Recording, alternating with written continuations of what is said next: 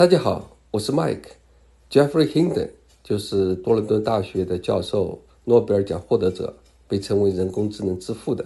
那他这几天在国内做演讲，我在视频上看见好多人在说他所提到的观点，特别是关于对人工智能的危险性啊。我前面4月多做过一个视频，想尽力的去理解他所说的这个危害性是在哪里。今天我再重发一下。为什么 AI 会变成一个超级智能，而且这个超级智能会不受人控制？ Where I realized that these things might be a better form of intelligence than us, and that got me very scared.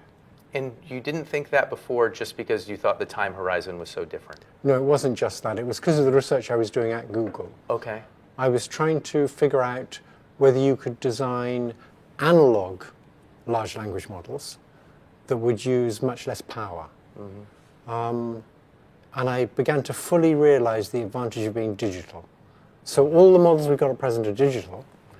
And if you're a digital model, you can have exactly the same neural network with the same weights in it, running on several different pieces of hardware, like thousands of different pieces of hardware.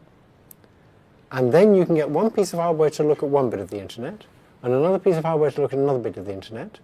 And each piece of hardware can say, how would I like to change my internal parameters, my weights, so I can absorb the information I just saw? And each of these separate pieces of hardware can do that. And then they can just average all the changes to the weights, because they're all using the same weights in exactly the same way. And so averaging makes sense.